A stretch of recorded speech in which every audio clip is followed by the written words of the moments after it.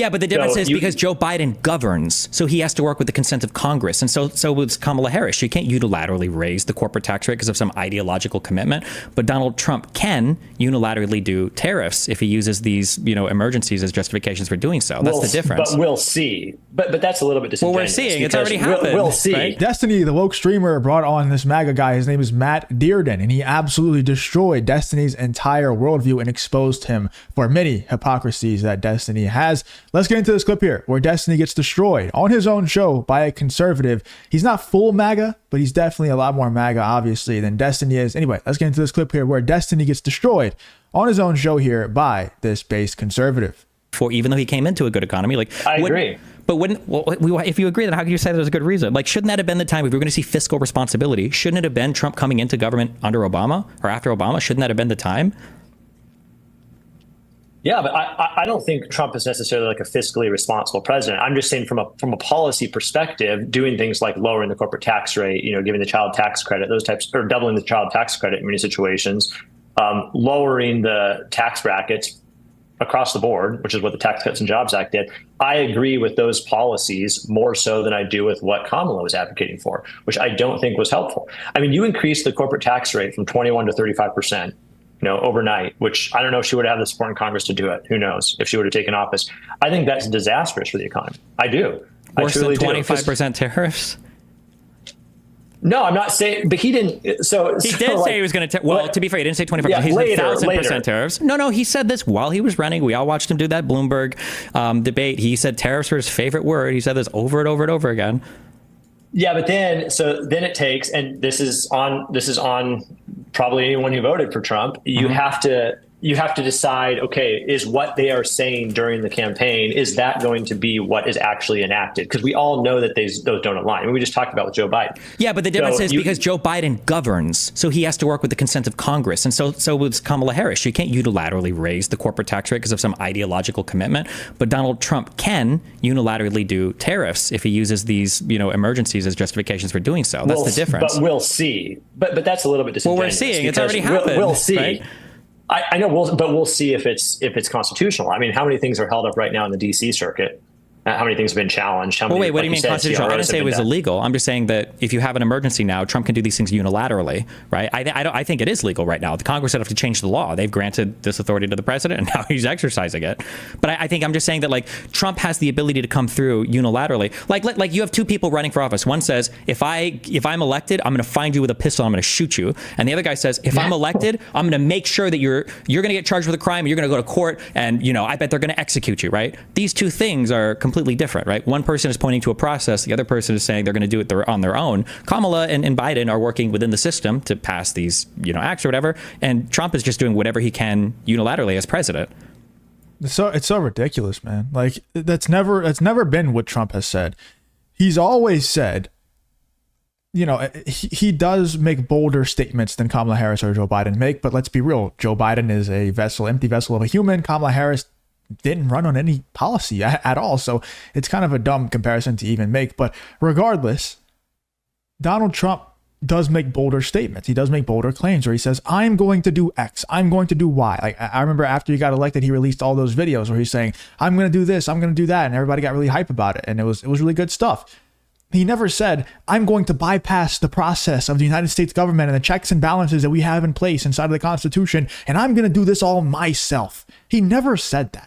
He does say, I'm going to do X, Y, and Z, but everybody says that. Obama said that.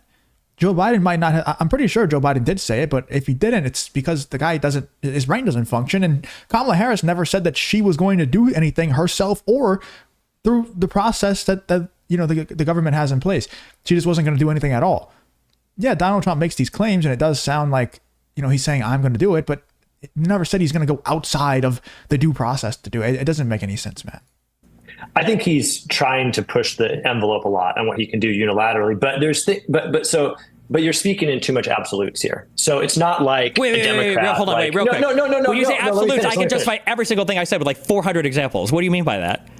No, here's what I mean. I think you'll agree with me here. So My point is you're acting like when a Democrat like Biden or Kamala gets into office, they are just content to work within the system, use Congress when necessary, do X, Y, and Z, as if they don't push the limit a little bit as well about what's allowed or what's not allowed, and try to work with outside the system when necessary. And yeah, there's going to be pushback constitutionally at times, but there's a ton of examples of that. So yeah, while Trump as a president, to his, and I think this is a negative about him, he pushes things too far and does things that perhaps are not within the system more than maybe what a Democrat president would. Like, if we look at the past years of Biden, like what's one example of him pushing the envelope in any way comparable to the last 6 weeks?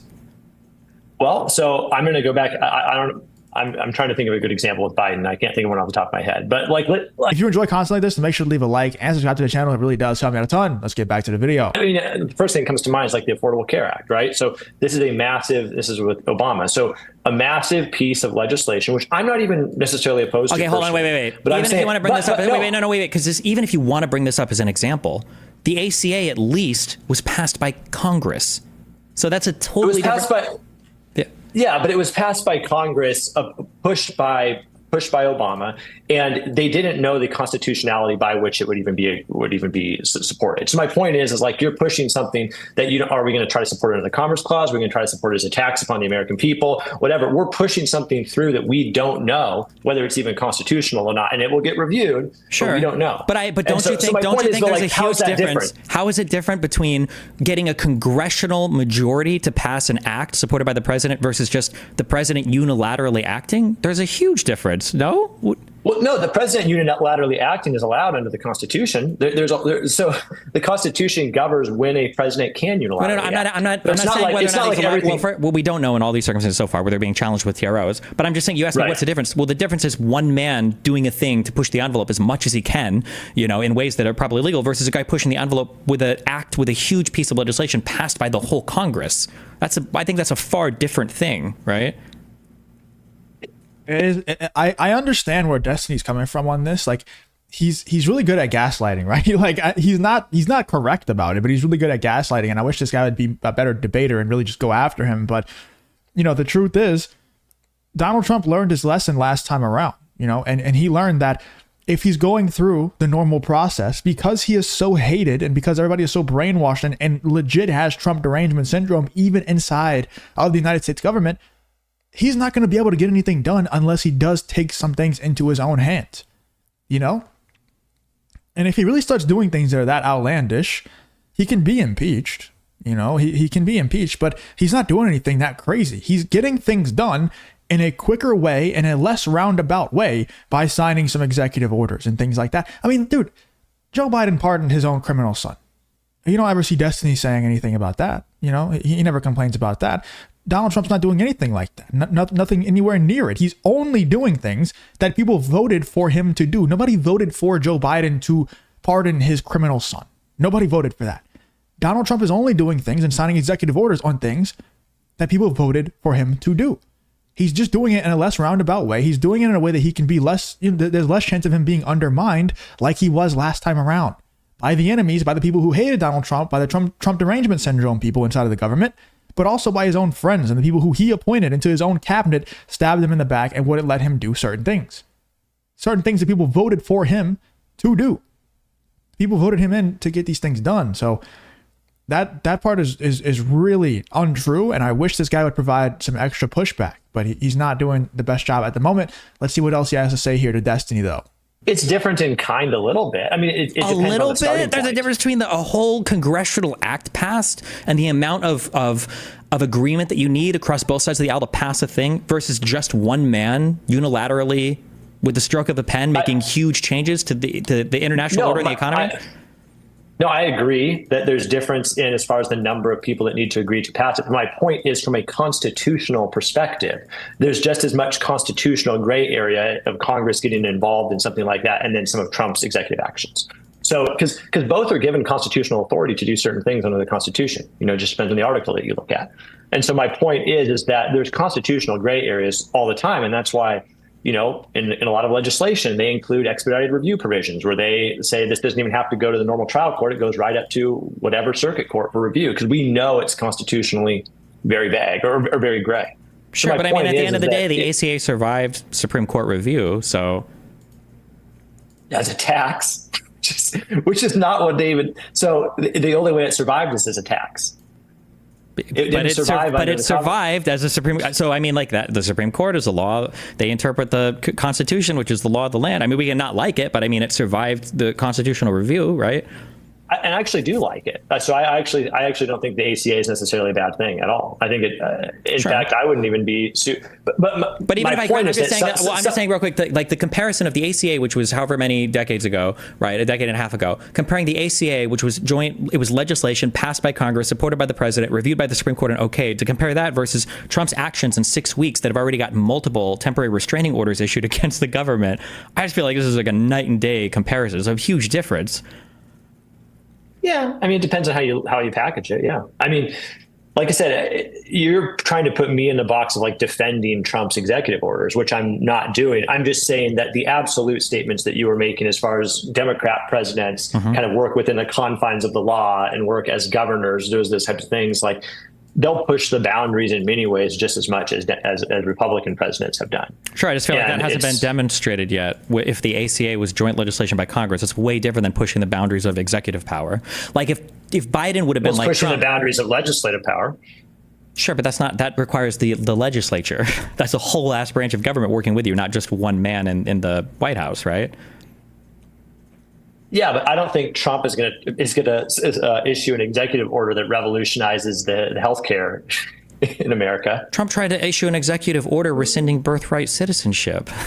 Why would he not? Yeah, but like again, that's I think that's very different than like, in other words, so birthright citizenship aside, which is obviously it's a cut and dried 14th Amendment issue. It's not going anywhere. I mean, the courts have already settled that issue. So that's not. That's also another argument against destiny, though. Like the fact that Donald Trump tried to sign that executive order and the courts sided against him doesn't mean he can just do whatever he wants. He's only one man. You know, he can't just like overthrow the U.S. government because he's president. Like he can't do that. And he's not even trying to. He got voted in to end the immigration crisis. A huge reason. That was one of the largest things, the highest polled things was immigration in the country, right? So when he gets in office, I don't see an issue with him trying to sign an executive order to end birthright citizenship. I don't see an issue with that at all.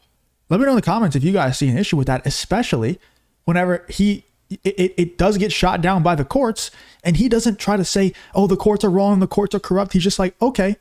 You know, and he might try again later. Like he might try to get something like that pushed again, but he's not, you know, he's not trying to overthrow the courts and brute force it through. He's just like, here's my executive order. This is what I think should happen. And then he just accepts the judgment of the courts. That's what people don't understand about Donald Trump is they always say he's a threat to democracy. He's trying to overthrow the United States government. People like Destiny say that all the time. You know, I think the real threat to democracy is the side that's trying to weaponize the DOJ against their political opponents, not the side that lost an election. And yes, he did try to find corruption within the election because there was very weird behavior going on with what time at night the votes were counted and how spiky they were. But he accepted defeat and he left the White House willingly. Nobody had to escort him out. Nobody had to hold his arm and drag him out of the White House. He left. Whenever it was time to leave, he left. You know, and he tried to find corruption, and I think there was a lot of corruption found. A lot of good came out of that, right? There's a lot of states that did election reform. I think every state should do it. A lot of states did election reform as a result of that, which is really good.